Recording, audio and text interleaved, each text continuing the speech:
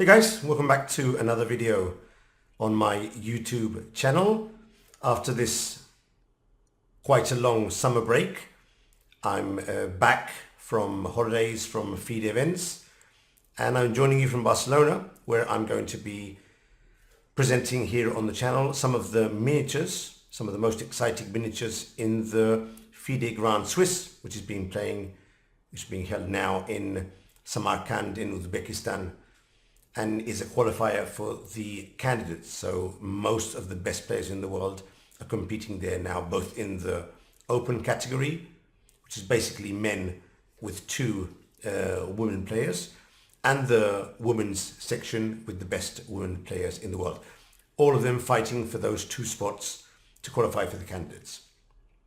My first game of this event, my first miniature game, is from round one, and it features with the white pieces Boris Gelfand, who is a legendary top elite grandmaster, many times rated over 2700, now at 2652. He plays for Israel, and most of you would remember him as the player who faced Vichy Anand for the World Championship, and it was a close match, that one. So Gelfand, one of the best players in the world. With the black pieces, another elite grandmaster who is unfortunately now not playing so well, Jobava. For those of you who play the London Jobava, Badur is the inventor of this line of the London system. Now, Jobava also reached 2700, but now with the rating deflation and also a lack of skills in his recent tournaments, he's dropped down to 2590, but he's still a very fearsome player. What are we going to see in this miniature? We're going to see Gelfand crush the offbeat sideline CHIGORIN defense. So this is a good game to get acquainted to the CHIGORIN and know what to do if you face it on the board. As you see, I've changed setup slightly, bringing the board from chess.com, which allows me to put the players' photos, the times, even the times of each move, and also the eval bar, which I know a lot of you like to have. So this, I think, is going to be an improvement for the streams. Just tell me what you think of this setup, and if you prefer the old chess base or you prefer the more modern setup to chess.com. So let's go with the game. White open d4, d5, c4, knight c6. This is the CHIGORIN variation of the Queen's Gambit. It's a sideline, but Jobava has played it a lot. It's not considered to be very good, although nowadays at the top level, if you're very well prepared, more or less anything can be more or less played out to a draw.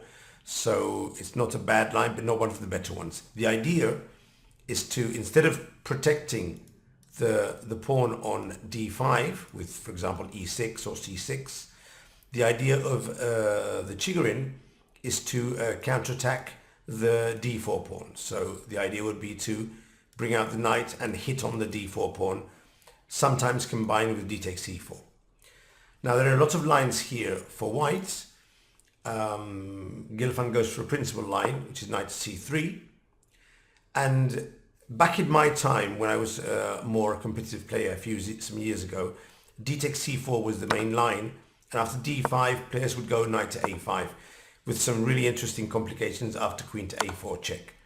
Now, one sample line which I always like to show is c6, protecting the knight, b4, c takes b3, a takes b3. It looks as if this knight is going to be attacked and probably captured, but black has a tricky move here, which is e6. And if white mistakenly captures the knight after the exchange of queens, black has this bishop to b4, pinning the two pieces and getting the piece back. So there's some very interesting tactics in the CHIGORIN if you're not totally aware of the variation. So you have to be well prepared to play this line. Okay, back to the game. Knight c3. Jobava played knight to f6, knight to f3, and as far as I remember, the main line here would continue with bishop to g4. This was the main line, and something like bishop to g4, c takes d5, knight takes d5, and here e4 would bring about some really interesting complications after this move. This was the main line some time ago. Now I see that the computer is giving a 0.1 advantage for white, which is quite serious. So this has probably gone out of fashion, but I still seem to remember it was the main line. Now, going back to the game, you'll see that here, Jobava starts thinking a lot. So here, both of them are in theory, but after his move, d takes c4, he drops from 127 to 59. You can see this on the left in the clocks. Now, that is a heavy drop of time. It's tea time here in Spain, so my favorite tea. I like Earl Grey or English breakfast. Those are my two favorites. So, nearly half an hour of thought to play d takes c4. So obviously something is wrong with Jobava in this game. Of course, I'm speculating because the times are there. They're correct timings. But number one, he could have had some personal stomach problem and spent some time in the toilet, which is unlikely but always possible. So you always have to give a small margin of error to what probably is a huge spending of time unnecessarily. Not because he doesn't know the opening, but because he's trying to remember the lines. That's normally the reason. When he goes into d takes c4, he's trying to get out of theory, but he has to remember the lines he's analysed at some point in the past, and that takes time. Now, when he's confident he's remembered the lines, then he goes for it. Unfortunately for him, he's probably remembering lines with e3, with e4, with a4, maybe with d5, these lines. And Boris, very astutely, I would say, spends 15 minutes and goes for bishop to d5, which is probably not a line that Jobava has analysed in the past. So Jobava goes into the tank again and spends 7 minutes for h6, and more importantly, 20 minutes to play e5, which actually is a mistake. Can we play e5 in these positions? Sometimes in some positions of the Albin gambit, you can do this sort of e5 move, giving back the pawn and trying to protect your pawn on c4, bishop e6, but not here. Now, according to the computer, the best move is pawn takes pawn. And after queen takes d1, rook takes d1, knight to d7, and now we have this knight d5 move. And this is very strong for white, according to the computer. The threat is the check on c7. I assume that Gelfand decided not to play it because of bishop to b4, and probably he wasn't clear about this position here, where the computer does give knight to d4 as the only move for the advantage. And knight to d4, giving back the pawn on e5, also with this c5 move, is a very difficult move to do. Any other move, and black is more or less okay. So probably he wasn't sure about this variation in his head, in his mind, and that's why he didn't play d takes e5. For me, that seems quite reasonable. He plays knight takes e5, which is not the best move, but the only way to take advantage of this, if black captures on d4, and after the exchange of queens, this position, according to the computer, black can more or less hold this position. Now, for me, looking at it from afar, thinking of the exchange on f6, and maybe a knight jumping to d5 or b5, this looks very good for white. And probably both Gelfand and Jobava thought the same. But the computer does say that after knight to e6, bishop takes f6, g takes f6, knight takes c4, c6, black seems to be holding here, even though I would think that black has a worse position, but computer thinks otherwise. So, from a human perspective, it's good for white. From a computer's perspective, it's okay for black. And that's probably the reason why both players misevaluated this position.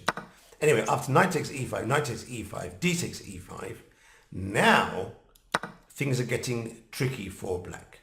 Queen g5, intermediate move, a mistake, but already the position is difficult. And after the exchange of queens, bishop to d3, and now, although material is balanced, black is way behind in development, and also his king is completely unsafe. And there are many threats such as long castle, such as e3 and bishop takes c4. This bishop here is very strong, protecting the pawn, but also hitting on c7 in some variations. And also white has h4 to open up the file. So black is in trouble here.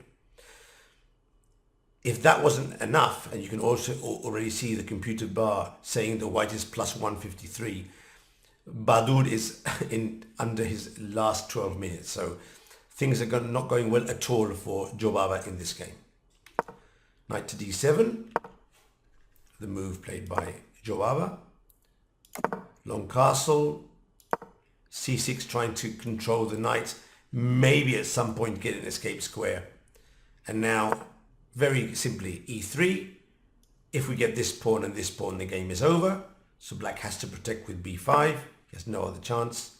And now calmly, bishop to e2, very simple, very sensible, deploying all our pieces. Notice that he doesn't go for the doubling of rooks because he wants the rook on h1 to play h4 very soon, as you will see.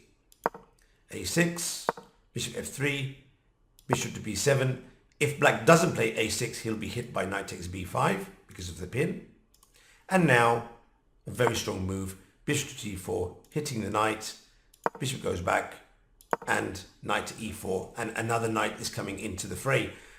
The position is also completely lost, but of course Badur keeps fighting. He's down to the increment, essentially, 0.51 seconds. Of course, Gelfand with more than 30 minutes. Breaks with h4, threatening to win a pawn. So pawn takes pawn is forced. Bishop to e7 was another opportunity, but I think we just take, and he can't take it back because of the rook, so he's lost here as well. So pawn takes pawn was forced. Rook takes pawn. Bishop to e7 hits the rook. Rook to h5. And now there are moves such as e6, such as rook to f5, rook to h1. A lot of very interesting moves for white to capitalize on the advantage. Badur plays rook to g8, hitting the bishop, which moves aside. Gets his king out of the pin. But now bishop to d6 check is very strong. And rook takes. Both pawns are hit. d7 is still pinned. This is a disaster.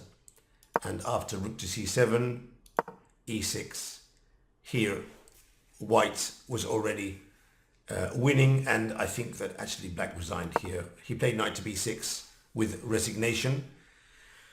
There are many ways to win here, but pawn takes pawn is obviously the easiest one. And here we just pin on g6 and we've won the rook. And in the case of king takes, I think that just rook takes pawn, wins a pawn, hits the rook, hits the bishop. We have a check on a7. This is completely lost.